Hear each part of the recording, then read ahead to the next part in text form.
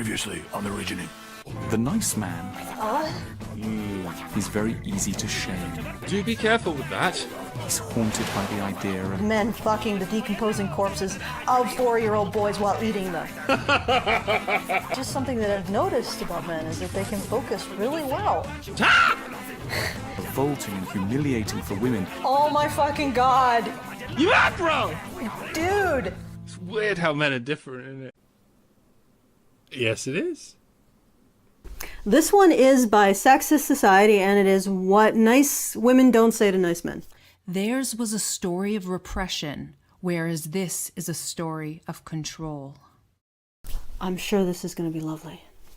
The nice woman has learned not to do everything. That's why she seems so nice. There's a lot going on in her life.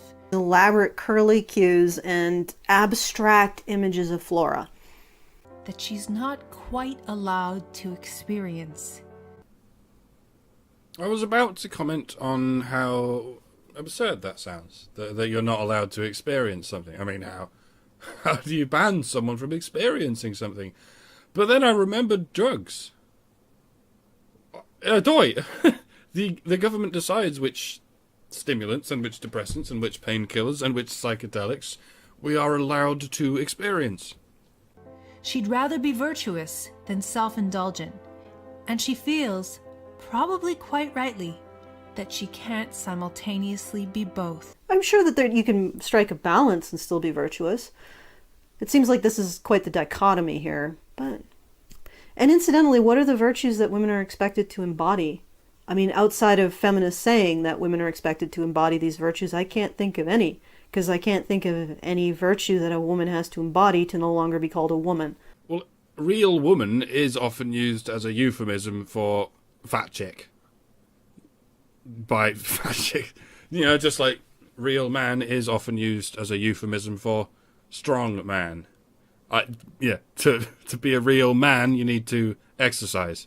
To be a real woman, you need to eat lots of sugar and carbs and not exercise. The nice woman is intent on not being seen as a bitch or a whore. She witnessed enough slut-shaming at school and never wants to be seen as someone with too strong of opinions, lest she is less well-liked. Your virtue as a woman is your vagina, and you can only lose your virtue by selling it, so you're a whore, or not even selling it, just giving it away for free. You're a slut. She's kind and helpful towards her father and little brother. This is not actually a virtue. Like, there's no, you're not a real woman if you're not kind and helpful to your little brother and father. There is, you're not a real man if you're not kind to your mother and little sister. Because I have never heard womanhood framed in terms of how you treat your male relatives. If you have to embody the virtue to be considered a woman by other people, then you can say that virtue is connected to womanhood. But you don't. You don't have to be kind to your father to be considered a woman. You don't have to be kind to your little brother to be considered a woman. Generally, those are put into the category of being a decent human being. And she likes men a lot, especially as friends. I was hoping you'd take this in a different direction from the Nice Guys cartoon. But, you know, those of you who recall the script from the original will notice this is so far just the same shit with the genders reversed. The nice man has learned not to say everything. The nice woman has learned not to do everything. That's why he seems so nice. That's why she seems so nice. Like, School of Life built this roller coaster to describe men's vulnerabilities. And these people went, yeah, well, women have a roller coaster too. And they built the exact same roller coaster, bolted onto the side of the original one. There's a lot going on in his mind. There's a lot going on in her life. That he's not quite allowing himself to express. That she's not quite allowed to experience. He'd rather be kind than entirely honest. She'd rather be virtuous than self-indulgent. But is sometimes made to feel guilty for putting them in the friend zone. Oh, okay, no, that is new. We're off the roller coaster now and back onto the beaten track. You've successfully veered back to your usual sales pitch, where women experience a problem that men don't experience. And in this case, that pesky issue of your friends falling in love with you. Yeah, you done me, actually. I have no idea what that's like. I only have my first world problems, like the never being touched thing. Ho-ho. Tell me about the friend zone. If she's not interested in them as lovers, but is considered a slut if she only wants to have casual sex with them, or more than one of them. This is all amounts to the idea that people can have an opinion on an individual woman's actions. Still, it doesn't relate to the idea that virtue is predicated on, like, a woman, in order to have womanhood, a woman has to embody the virtue of not being in someone's friend zone. You're still not proving your case. This makes it hard for the nice woman to truly be herself because she needs to maintain a restrained, pleasing, chaste facade. Yeah, but that's true of everyone. That's why politeness exists. And again, this isn't the expectation that a woman do something in particular to earn her woman card. This is simply the expectation that she be somewhat human and polite. Yeah, it's sort of hard to keep up at this point. You'd think you'd only need to watch School of Life's video and this video, and you'll get both sides of the story. But no, yeah, you end up with one side going, men have disturbing sexual thoughts, and the other side going, oh yeah? Well, women are affected by men's disturbing sexual thoughts. She can never be all of who she is, or say all that she wants to say for fear of being reprimanded, or worse. She can even put herself at bodily risk if she does not conform to society's controlling expectations of her. Oh, really? You mean like if a boy in many societies or a young man doesn't want to be conscripted, he can be shot in the head? For example, Hey, Anita, how do you feel about that opening pan shot they just took? for example, It's a pro-feminist video, made by feminists for feminists, and they just opened with a gun shot that Michael Bay would be proud of. Why would feminists do this, Anita?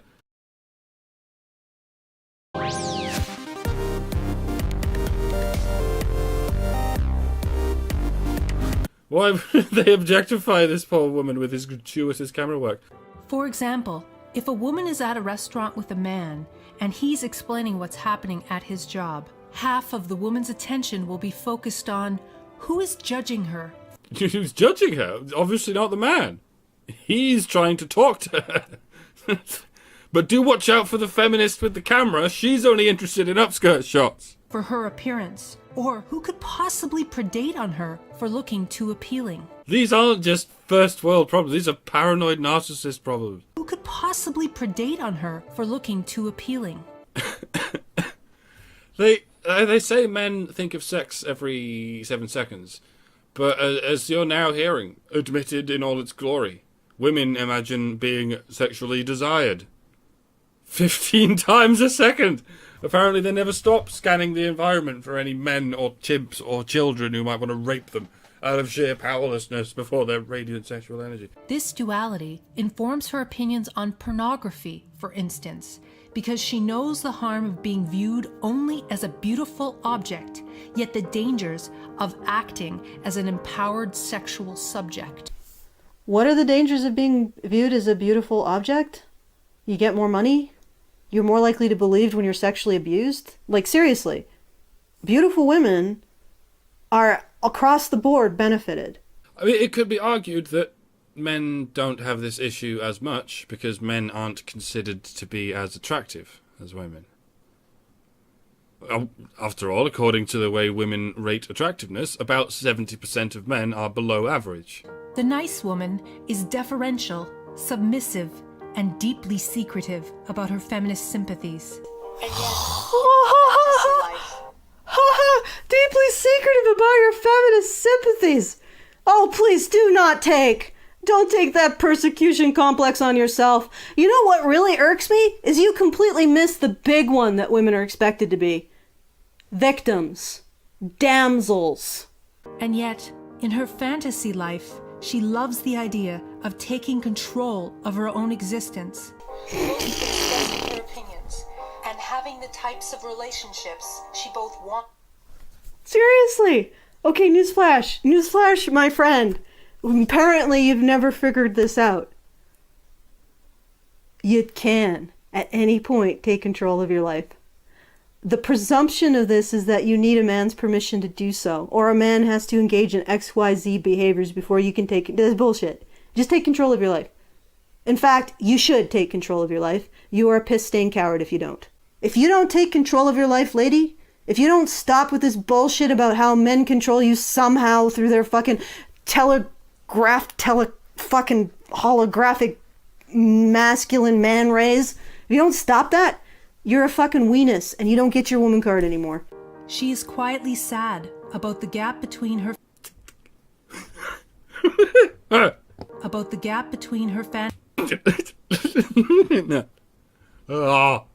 fantasy life and her agreeable existence. The nice woman is your sister, your mother, your best friend. I don't have a best friend. I don't quite understand how people put friends into hierarchies. I'm weird like that. There's lots of things I don't have a favourite of. The nice woman doesn't feel that she can be loved and reveal her true, powerful nature. A sexist society is fully complicit in her subjugation. Oh, Alison! Let's step aside from that. I apparently embody all of the ability to just ignore men's opinions of my self-worth and just let go of the beauty ideal. I embody all of that. Outspokenness. I don't give a shit if people call me a bitch or a cunt. I'm gonna do what it needs to be done. All of that. And yet they never ask me. They just insult me. I don't think you really want to. I think you just want to play the damsel. If a nice woman steps out of the imposed narratives of niceness, She's quickly verbally berated, marginalized, and rejected, so she censors her actions accordingly. this may make you wonder if the nice woman is really nice at all, or if she's just a fake and a phony. The truth is that it's not nice to be nice. Are you sure about that? Maybe you're just not very good at it. A nice woman is actually a fearful woman. My God, the victimhood just rolls off of this. It's just like buffeting me. Like a goddamn fucking heat waves off of tarmac. If a woman abandons fear masquerading as niceness, and she asserts herself, she can become an equal agent in society. I'm now remembering why the Nice Guys video almost made it into the This Is Okay pile. Because it's Socrates compared with the usual shit. And create more social wealth. A whole woman. Social wealth. Incredible businesses. Check. Introduce new, progressive relationship and political dynamics. Check. Advocate for the oppressed. Check. And contribute more than just a pleasing presence. Her definition of a whole woman is an equal agent. In some cases, I think women are superior agents in society, but let's set that aside. An equal agent who creates social wealth. Ping, that's a stupid corporate bullshit word or phrase, but creates a business. Creates progressive relationships and political dynamics. Maybe not create them, but at least propose them. And advocates for oppressed, or perhaps we should use the term disenfranchised groups, and contributes more than just a pleasing fucking presence. Okay, I'm 4 out of 4, ladies. Why don't you listen to me how I got to this place? I implore you never to be a nice woman, but to be a complete person, unapologetically. And I put it to you that you can be both.